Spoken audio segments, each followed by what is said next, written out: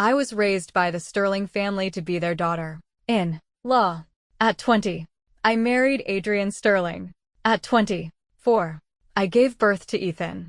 Ethan was very much like his father, always quiet and reserved, never very close to me. Every night, before bed, I would bring a glass of warm milk to the father and son. But on this particular night, Adrian accidentally knocked over his glass, and Ethan secretly poured his milk out.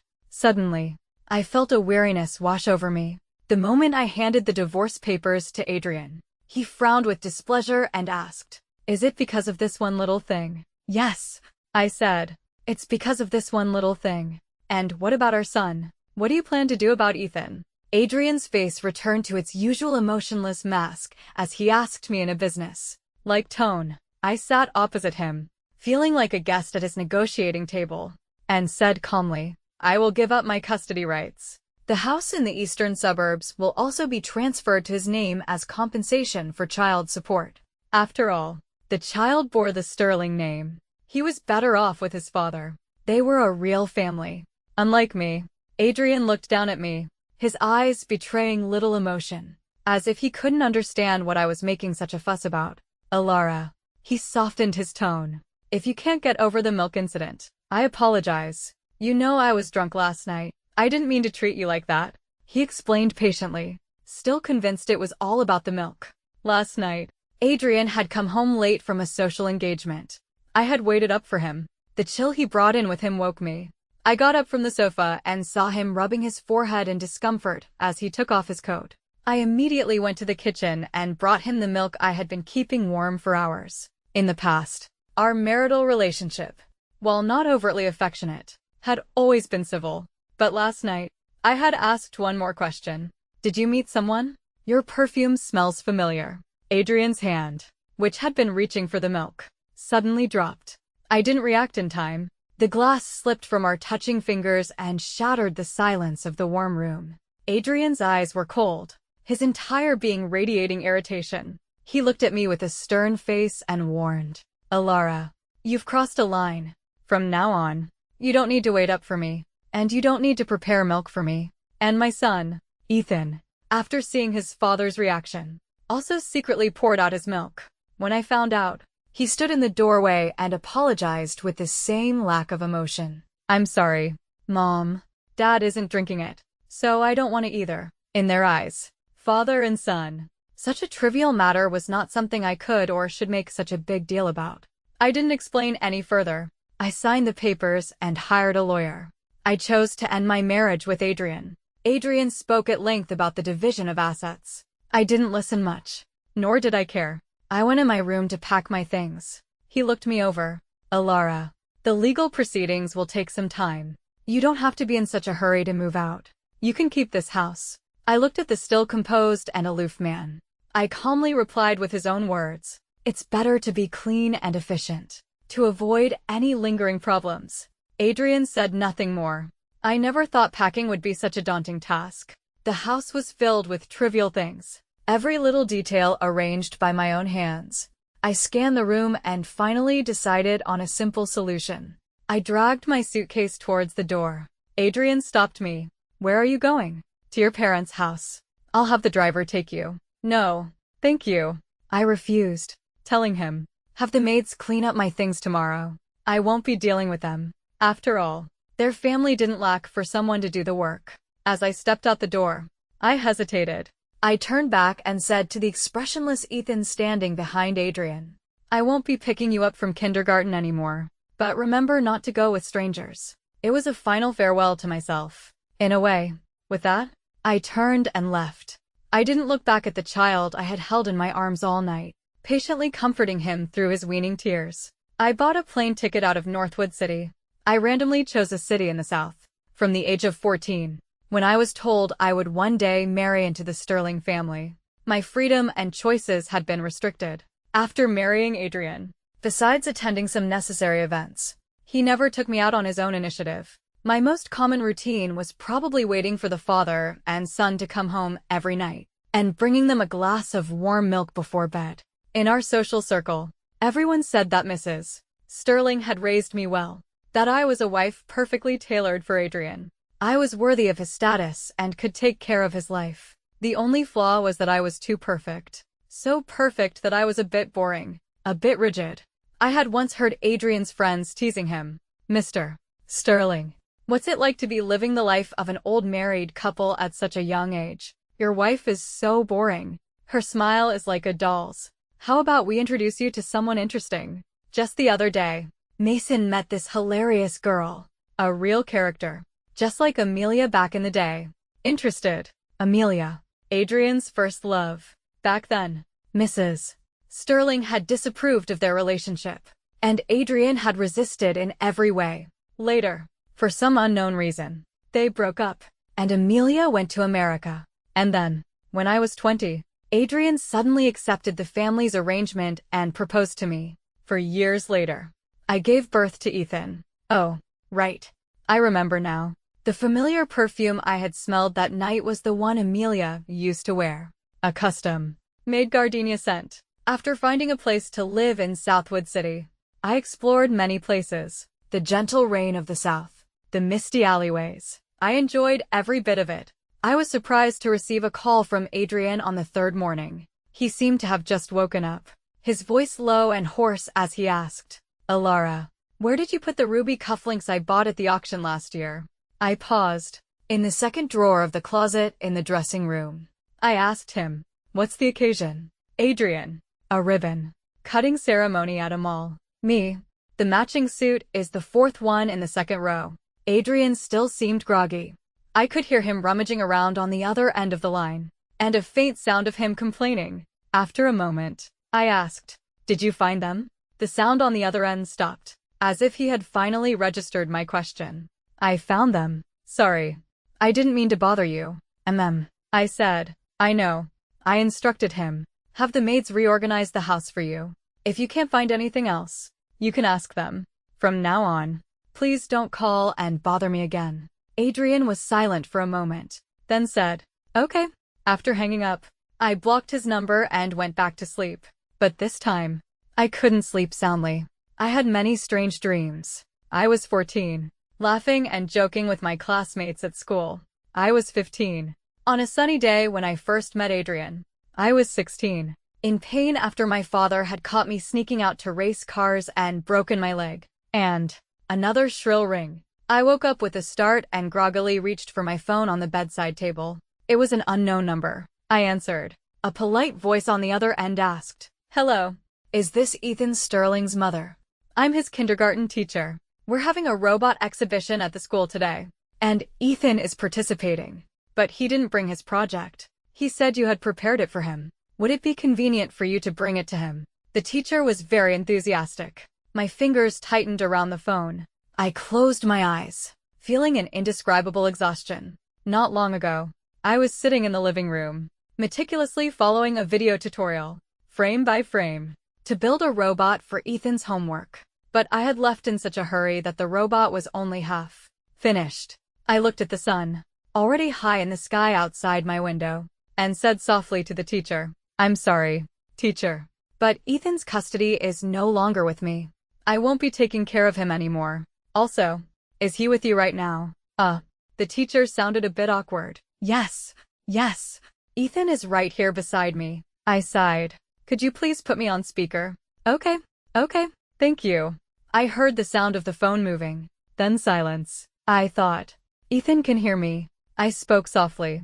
Ethan, the robot is in the toy box in your room. You can call your dad to bring it to you, or you can ask anyone else to bring it. But from now on, I hope you won't call me anymore. I won't be picking you up, and I won't be helping you with your homework. You know, I'm not your mother anymore. With that, I apologized to the teacher again and hung up. To say such things to the child I had brought into the world with half my life was, in the end, heartbreaking. I can't remember when Ethan started to become more and more like Adrian. My marriage to Adrian was arranged long ago, from the time I was 14, when my grandfather and father emerged from the study with the Sterling family elders. All smiles. I was being groomed to be a Sterling daughter. In law. At school, many of my classmates envied my good family background. I never corrected them, just smiled bitterly. My life was privileged, but I had no freedom. I didn't do well on my high school entrance exams. In the middle of the night, my mother, growing angrier the more she thought about it, stormed into my room, pulled me up, and slapped me across the face, convinced I had shamed her. In high school, I rebelled and had a secret boyfriend. My father delivered the other slap. He warned me that if I didn't want to marry into the Sterling family, my only other option was to marry some other businessman almost 20 years my senior.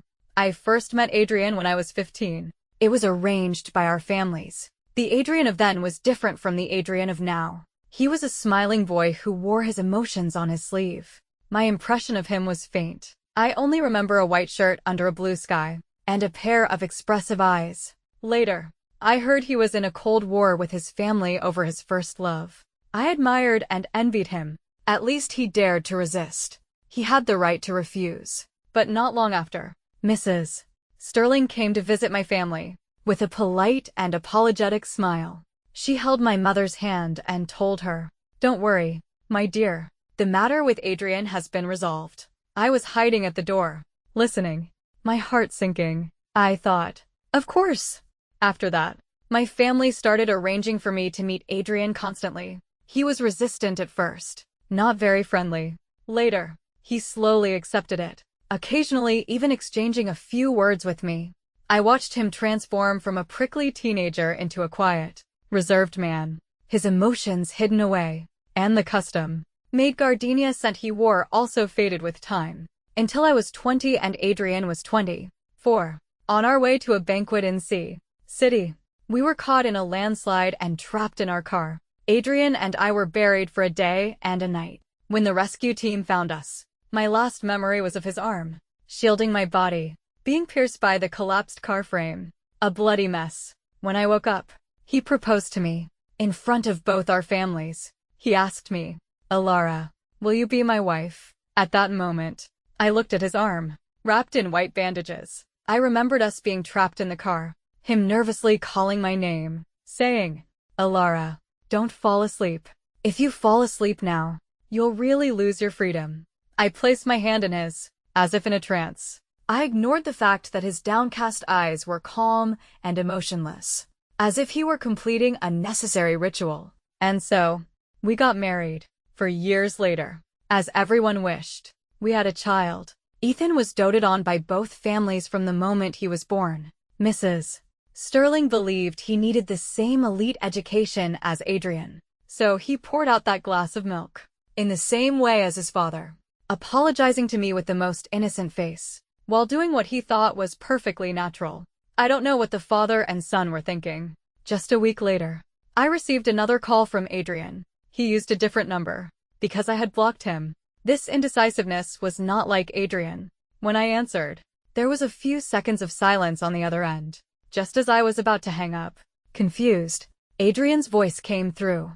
"Alara." He said my name. "Your parents said you didn't go home. Where are you?" "Southwood City."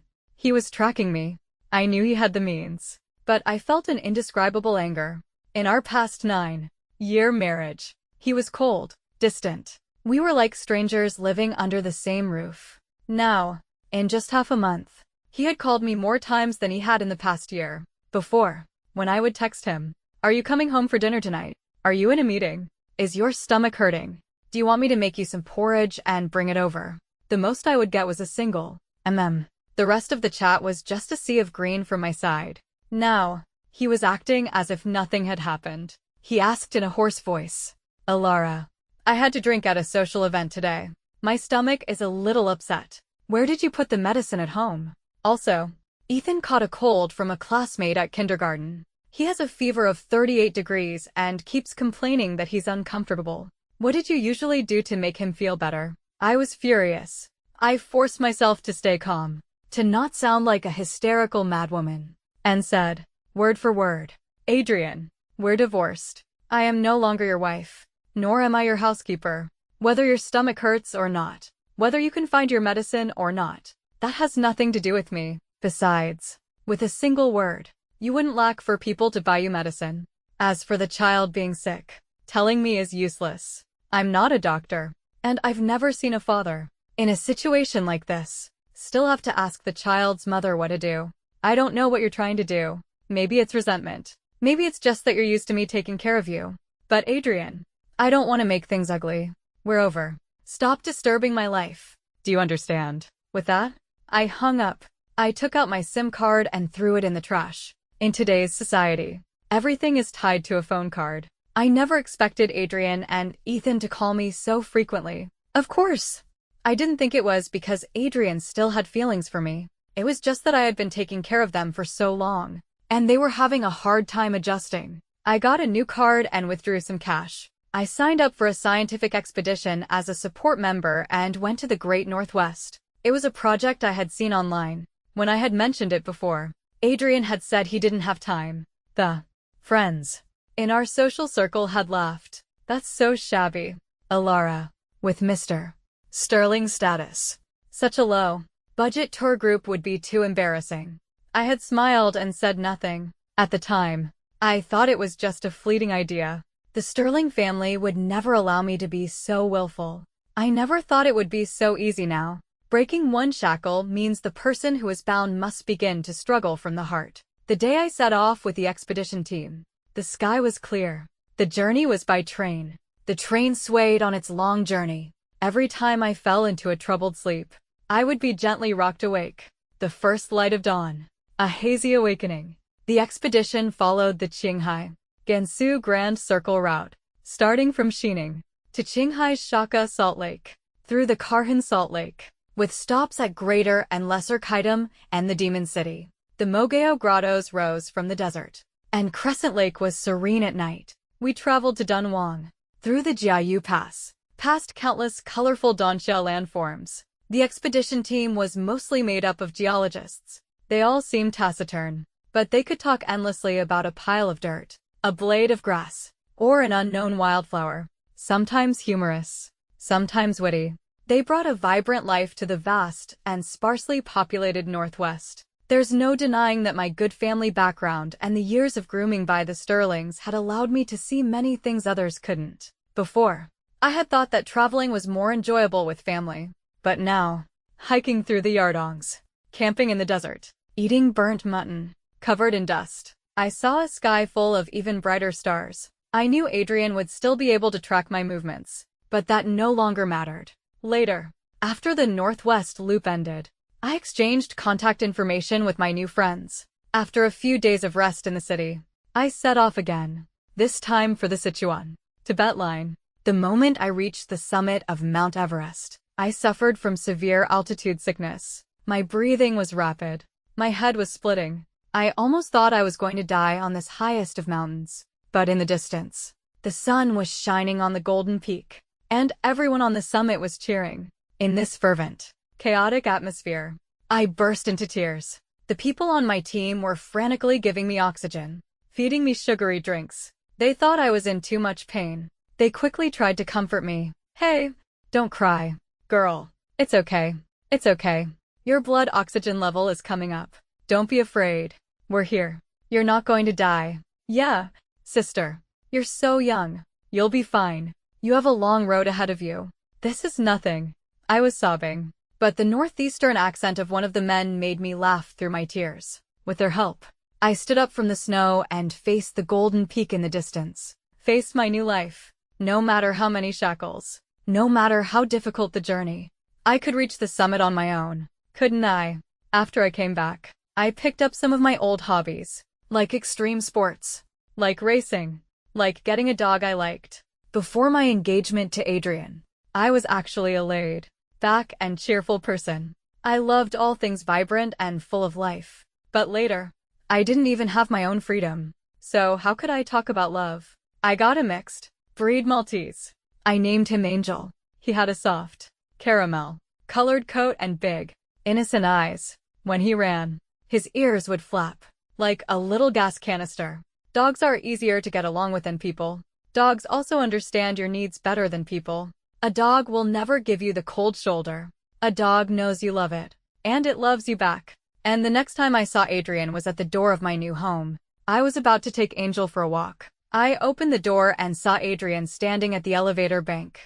Beside him, holding his hand, was Ethan, who was nervously staring at Angel in my arms. What are you two doing here? I sat opposite Adrian and asked him coldly. Ethan was perched on the end of the sofa, frowning at Angel, who was enthusiastically eating his food. Adrian looked me over for a moment.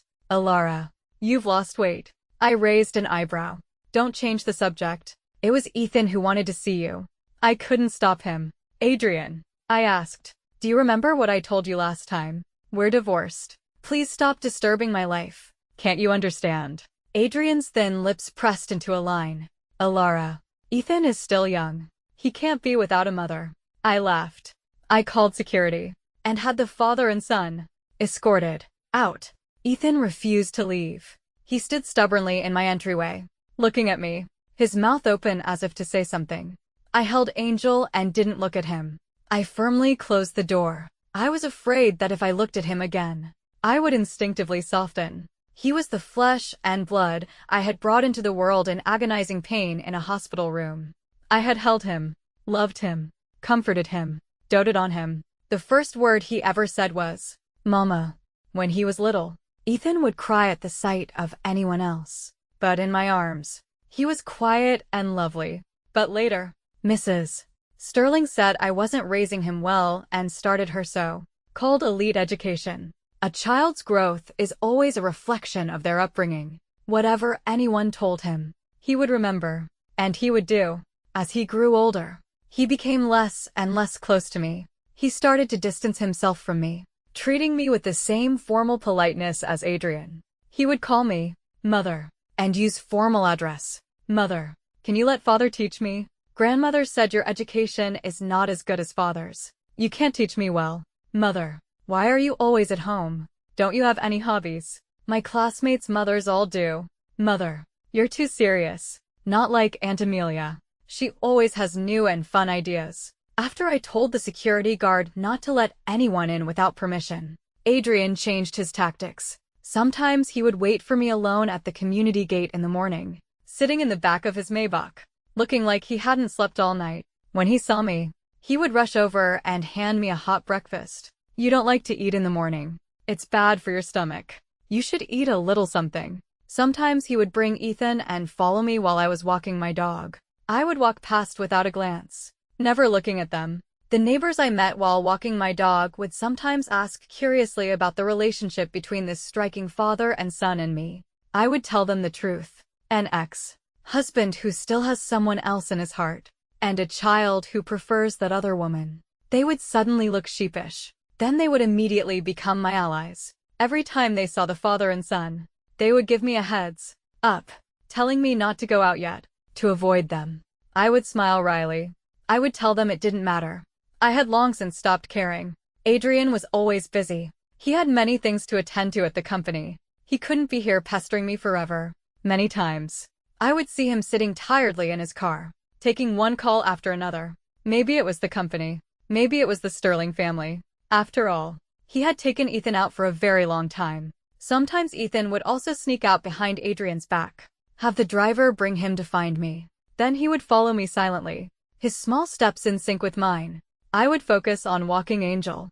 I would give him water, coax him to eat treats. Angel would happily wag his little tail and bark softly at me. Ethan would just watch from the side, not saying a word. His eyes were filled with anger. Children are not as good at hiding their emotions as adults. One time, Angel ran too fast, and Ethan couldn't keep up. He tripped and fell on the stone path in his haste. He finally couldn't hold it in anymore and burst into tears. His eyes red as he looked at me pitifully. Mommy, it hurts. Ethan rarely cried after he had learned to reason. He must have been feeling so wronged and upset that he just broke down, crying on the ground.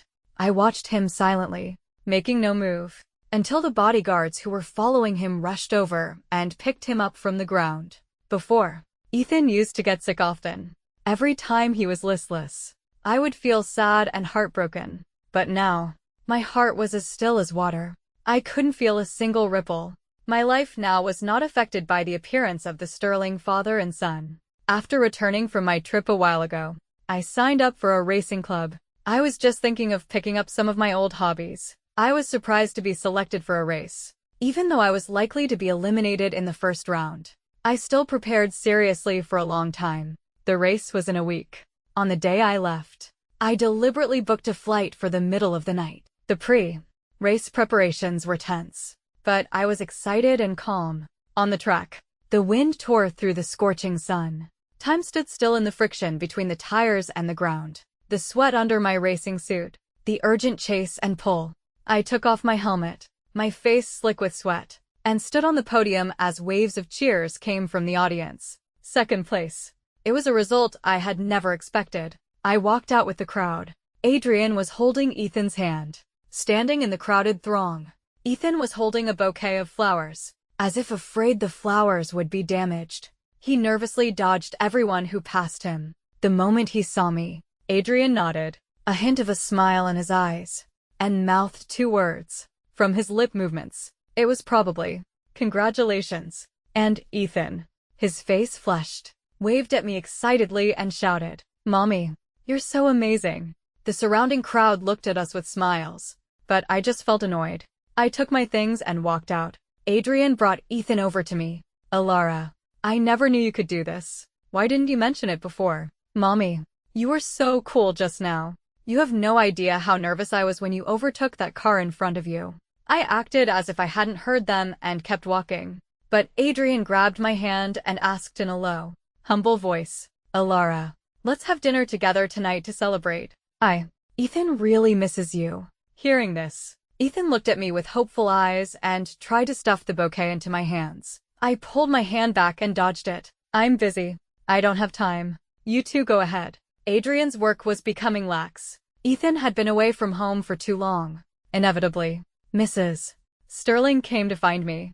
I looked at the woman who had once chosen me, and with whom I now had a rift. A sense of indescribable sadness filled my heart. Maybe it was because we were both mothers. Maybe because we were both women. "Alara, I chose you back then because you were quiet and reserved, a suitable wife for my Sterling family. But now, both Adrian and Ethan are not coming home because of you. How is this any different from Amelia back then? Alara, come back. For my sake, give Adrian another chance." Mrs. Sterling was never the type of overbearing wealthy matriarch. On the contrary, her words were always gentle and polite, just like Adrian and Ethan were to me. I thought, if it weren't for her son and grandson, she would never have lowered herself to sit in my small 2-bedroom apartment and beg me to give Adrian a chance. But Aunt Isabel, Adrian doesn't love me. Our marriage has already wasted 9 years of my life. When you chose me, it was because of my family, not me. Now, I have fulfilled all your wishes. Our 2 families are closely cooperating and inseparable. I have also given birth to a child as you wished. Ethan is grown now. Without me, the Sterling family will take good care of him. Can you please give me back my freedom? My father had once broken my leg, had killed the dog I had raised. I was timid and cowardly, afraid to resist. Later, I married Adrian. Their goal was achieved, and with the unbreakable blood tie of Ethan, I was no longer of any use. Most importantly, Aunt Isabel, I don't love Adrian anymore. A young girl's heart was stirred by, "Alara, if you fall asleep, you'll never have freedom again. Will you marry me? Maybe I can give you freedom." But later, the dragon slayer became the dragon, forgetting the casual promise he had made. Sigh. Mrs. Sterling sighed deeply and said to the air, "Did you hear that, Adrian?" Mom did her best. Beside her handbag, her phone screen was lit up. It showed Adrian's name, and it was in a call. That night, Adrian appeared at my door. "Alara, I still want to try. I know I didn't do well before. I neglected you. Can you give me a chance to make up for it? To start over?" I looked at him silently. I think I've made myself clear enough. Adrian ran a hand through his slightly messy hair in frustration. He always paid attention to his image, rarely looking so disheveled. He was wearing an iron gray suit, but with a pair of blue cufflinks. The color contrast was too jarring. A huge mistake. Before, his every outfit was personally coordinated by me. But now, all I could think about was when he would finally leave. Adrian looked at me miserably. I do love you, Alara. I just didn't cherish you before. I've never loved anyone.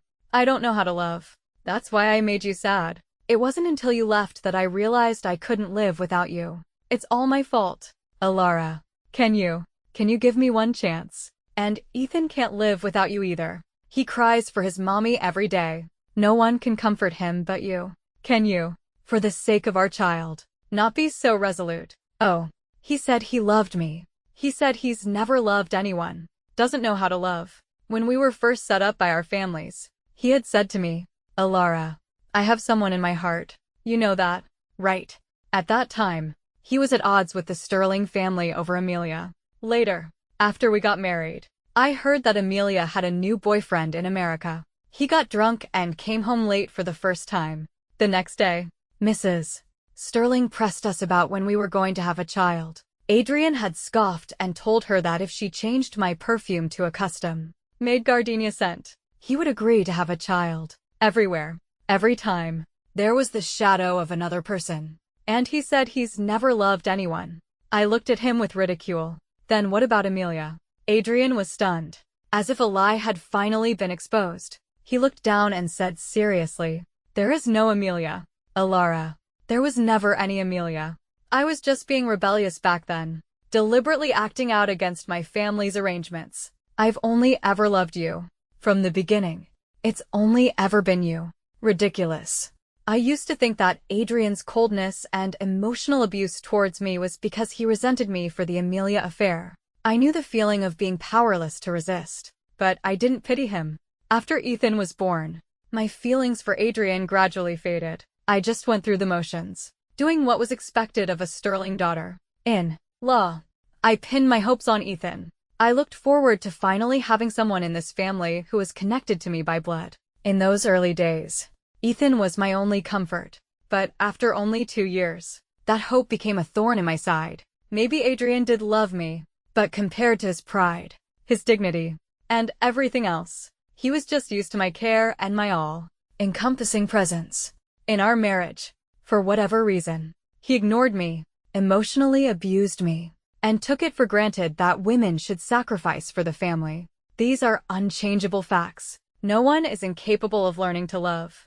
And no one doesn't understand love. Cherishing something only after it's lost is just a matter of unwillingness to let go and not having found something better. When you're young, it's not a mistake to fall in love with anyone. When you're mature, it's not a mistake to give up on anyone. Adrian, have some self-respect. Adrian was always a proud man. He understood my words. So the last time I saw him was still at my place. A while ago, I went on another trip with a group to Xinjiang. It was a rainy summer. I got caught in a few downpours. And with recent events, it was inevitable that I would get sick when I got back. When I woke up from a dark, uncomfortable sleep, it was Adrian who helped me up. Ethan was kneeling by the bed, asking me in a worried whisper, Mommy, how are you? Are you uncomfortable anywhere? Dad and I can take you to the hospital. Okay. Adrian placed a pillow behind my back and told me, I saw you staggering when you came back at the community gate tonight. I knew something was wrong. I followed you up and found you had fainted at the door with a fever. I had someone give you a fever-reducing shot. How do you feel now? Still uncomfortable? He asked me softly, carefully handing me something. A glass with a milky white liquid. A glass of warm milk. You didn't eat much tonight. Have some milk to warm your stomach. Alara. He said my name in a low voice, his tone familiar as he began to scold me. You can't take care of yourself at all. If Ethan and I weren't here today, you could have collapsed and no one would have known. Alara, come home with us. Okay.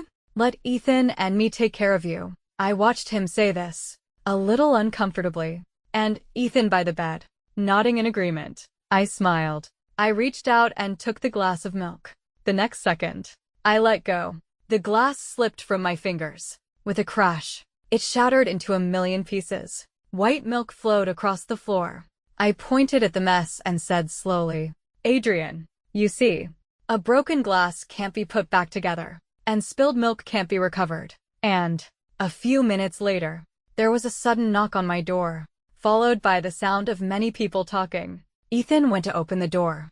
A group of people came in, chattering noisily. Each of them was carrying bags of things. They completely surrounded my bed. Oh my, sister. How did you get sick? I told you not to get caught in the rain that day, but this group just had to take you into the rainforest. Sister, are you still feeling bad? I brought you the soft candy you said you liked last time. If the medicine is bitter later, have one. I promise you'll feel better. Everyone was talking at once, and finally noticed the big and small figures in the room. They asked hesitantly, "And who are these two?" I saw Adrian's and Ethan's bodies instinctively tense up. So, surrounded by my new friends, I looked over the crowd and said with a smile, "Not important. A friend and his son. We won't be seeing them again. They're leaving now. He was just a child." Ethan instantly broke down and stood at the door, wailing, "I don't want to go. I want my mommy." He was so loud that Angel barked at him a few times. The Sterling's people immediately emerged from their hiding places, took the child, and helped the staggering man away. I too have crossed the river with this boat, but spilled water cannot be gathered, and the river cannot be stopped. Epilogue. Ethan. When Ethan was 12, he finally mustered the courage to have a father-son showdown with Adrian. He said he was going to find Alara. He didn't understand why something so simple was being blocked by Adrian in every way. Ethan didn't know that in the past few years, Adrian had actually gone to see Alara. And the reason he didn't let Ethan go was because Alara had remarried and had a very lovely daughter. Adrian had thought that his marriage with Alara had been too much of a failure, and Alara was sensitive and prone to sadness. It would take her a long time to get over it. But Adrian never expected Alara to be nothing like he had imagined. She had even become a stranger to him. She laughed heartily. She lived freely, as if that was her true self. Adrian suddenly remembered the first time he had seen Alara. The girl was quiet and reserved, sitting opposite him, pulled along by her mother. At that time, Adrian was being strictly controlled by Mrs. Sterling. He had just heard that his marriage had been arranged and was furious. He naturally disliked this little girl, for years his junior, who looked so dull. For those few years, he fought with his family constantly. Later, even his grandfather intervened. Left with no choice, Adrian reluctantly agreed to break up with Amelia. Amelia was his college classmate. She was straightforward and had agreed to help him without a second thought. At the time, Adrian didn't know that Amelia had a crush on him. He felt guilty later. After Amelia came back, he had a few meals with her and discussed some business projects. Adrian had originally thought that these practical matters would make Alara forgive him. At least he hadn't really wronged her. He had always believed that his only mistake was taking out his resentment for his family's control on Alara, which was why he was cold and indifferent to her. This had led to her heart growing cold, and she could no longer bear it, which was why she divorced him. It wasn't until Adrian saw Alara's life after their marriage that he realized what he had missed. Alara had married a police officer, whom she had met during a chance road rescue. The police officer's job was very busy, but he always managed to find time to take Alara out, to see the high mountains, to see the vast sea, to find the source of all life. The police officer would tell Alara about his work schedule as soon as possible. He would buy or take pictures of anything interesting or new he saw on his way home from work and send them to Alara. They shared their lives with each other. They were equally in love. And soon after, Alara gave birth to a daughter. As a toddler, the girl loved to run around outside, hugging that little Maltese dog. Later, when the girl was a little older, she would boast to her friends at kindergarten, "My mommy is so amazing. She can do crafts and she can race cars. Do you want to come to my house? I'll introduce you to my mommy." Adrian was like a dark mouse, peeking into someone else's life. Sometimes he wanted to step out and say hello to Alara. He wanted to ask her if she was doing well, if she was eating well, but in the end, he would silently retreat. After that, he never inquired about Alara again. One year, during the spring festival, Adrian came home to an empty house after a social engagement. He loosened his tie and said in a tired voice, "Alara, I'm a little thirsty." He thought he would be greeted by a warm light, a glass of warm milk. But the only response was an endless darkness and silence. At that moment, an overwhelming wave of regret crushed Adrian, making it hard for him to breathe. His tall figure slowly slid down from the entryway. In the darkness, came his sorrowful cries.